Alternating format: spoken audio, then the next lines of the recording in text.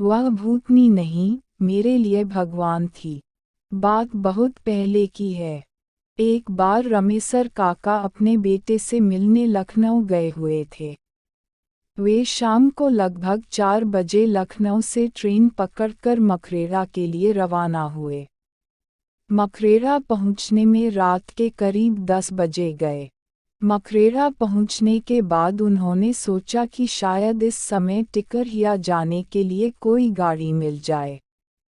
टिकरिया और मखरेरा के बीच मात्र 6 से 7 किलोमीटर की दूरी थी और इसकी रूट पर 1-2 पैसेंजर गाड़ियां दौड़ा करती थीं। पर मखरेरा से टिकरिया होकर आगे जाने वाली रातवाली पैसेंजर निकल चुकी थी। अब रमेसर काका क्या करें? पहले तो उन्होंने वह रात स्टेशन पर ही गुजारने की सोची, पर फिर पता नहीं उन्हें क्या सूझा कि अपना झोला झंटा उठाए और रेल की पटरी पकड़कर मखरेरा से टिकरिया की ओर चल दिए। टिकरिया में स्टेशन से थोड़ी ही दूर पर उन्होंने एक झोपड़ी डाल रखी थी और उसी में चाय पकौड़ी आदि बेचा करते थे। रमेसर काका निडर होकर तेजी से पटरी के किनारे किनारे आगे बढ़े चले जा रहे थे। उन्हें तो देर सबेर पैदल ही पटरियों से होकर इधर उधर आने जाने की आदत थी।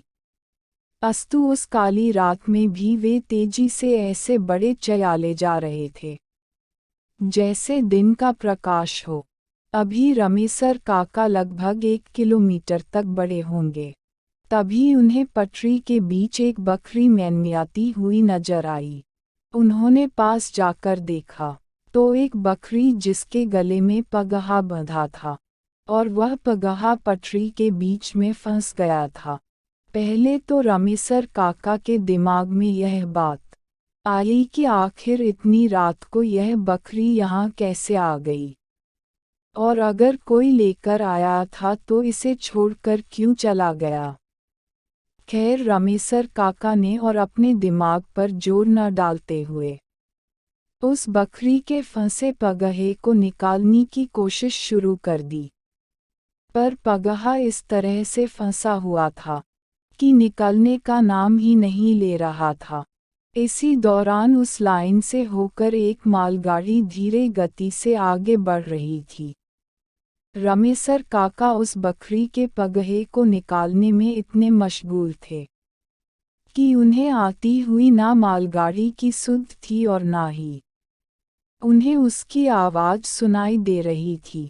धीरे धीरे वह मालगाड़ी रमेसर काका के काफ़ी करीब आ गई। अरे यह क्या! अब जाकर रमेसर काका को मालगाड़ी का आभास हुआ और वे कूदकर पटरी पर से हटना चाहे। पर यह क्या! वे ज्यों कूदकर भागना चाहे त्यों ही उस बकरी ने विकराल रूप पकड़ लिया। ऐसा लगता था कि बकरी के रूप में कोई दैत्य है। अब तो रमेसर काका थोड़ा डर भी गए और उस बकरी ने भागते रमेसर काका की धोती ही मुंह में दबाकर पटरी की ओर खींचने लगी। अब रमेसर काका एकदम से असहाय हो गए थे और पसीने से पूरी तरह भीग भी गए थे। अब वह मालगाड़ी और भी करीब आ गई थी। ऐसा लगता था कि अब उनका जीवन नहीं बचेगा। मौत एकदम से उनके सर पर खड़ी नजर आ रही थी। उनका धैर्य और बल भी जवाब देने लगे थे और वे न चाहते हुए भी पटरी की ओर खींचे चले जा रहे थे। अचानक कुछ ऐसा घटा जो रमेसर काका की समझ से परे था। अचानक एक 15 से 16 साल की सुंदर कन्या प्रकट हो गई और देखते ही देखते उसने उस बकरी के मुंह से रमेसर काका की धोती छुड़ाने लगी। अब तो वहां का दृश्य बहुत ही भयंकर हो गया था।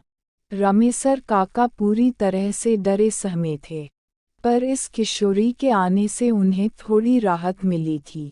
अब मालगाड़ी लगभग 10 मीटर की दूरी पर आ गई थी। अब तो उस बकरी और उस किशोरी की लड़ाई और भी भयंकर हो गई थी। अचानक उस किशोरी ने बकरी के मुंह से धोती को छुड़ाने में सफल हुई और तेजी से रमेसर काका को धक्का दे दी। अब रमेसर काका पटरी से थोड़ी दूर जाकर गिर गए थे। वे गिरे गिरे अपने पास से मालगाड़ी को गुजरते हुए देख रहे थे। और साथ ही यह भी कि पटरी पर अभी भी उस बकरी और किशोरी में भयंकर लड़ाई चल ही रही है। रमेसर काका अचानक एकदम से डर गए। उनके डरने का कारण यह था कि अभी तक तो वे केवल उन दोनों की लड़ाई और गुजरती हुई मालगाड़ी को देख रहे थे, पर उन्होंने इस बात पर ध्यान नहीं दिया था कि वह बकरी और किशोरी उसी पटरी पर लड़ रहे हैं जिस पर से मालगाड़ी गुजर रही है।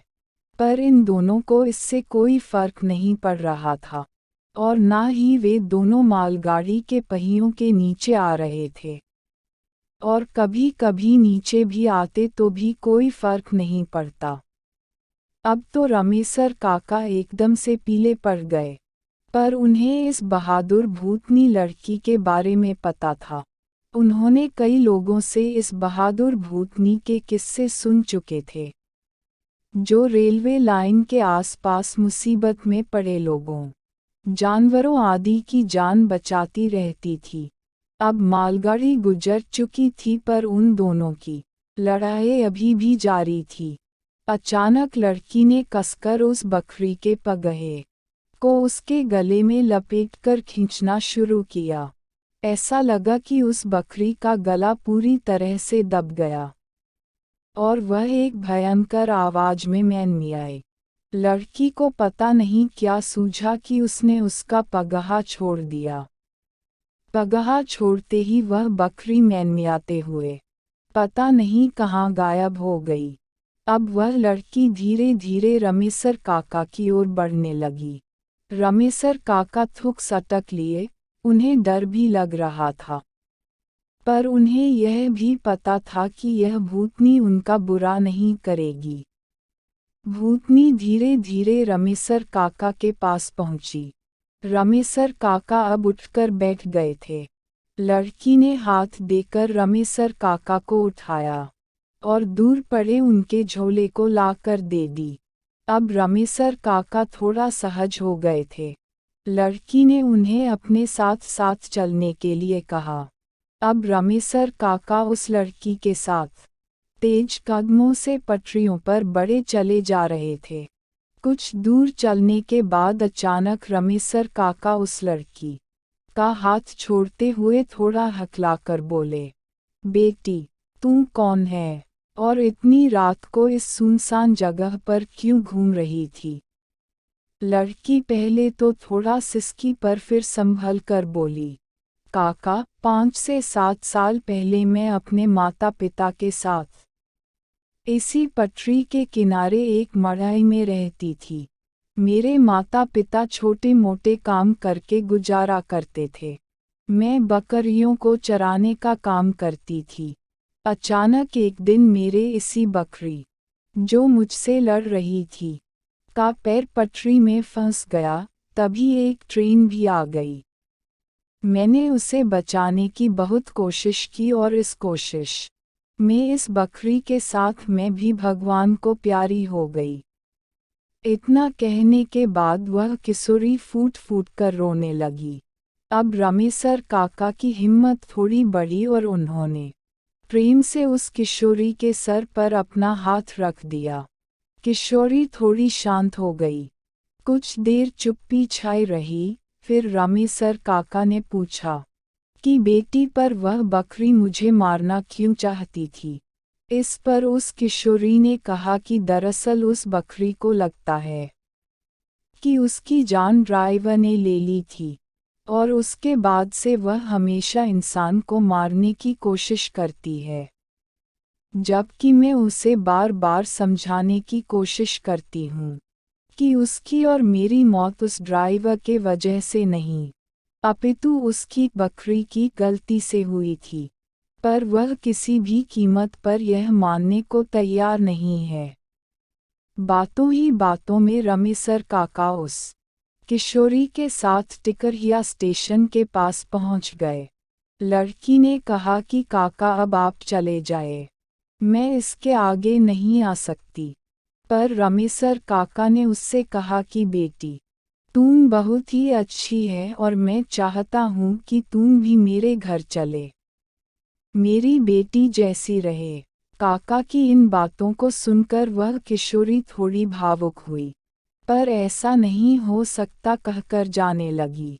रमेसर काका की माने तब वह किशोरी बराबर रमेसर काका को दिख जाती थी। और कभी कभी उन दोनों में बातें भी होती थी। एक दिन रमेसर काका ने उसकी आत्मा की शांति के एक छोटा सा अनुष्ठान कराया और उसके बाद कहते हैं कि वह किशोरी कभी नहीं दिखी। वह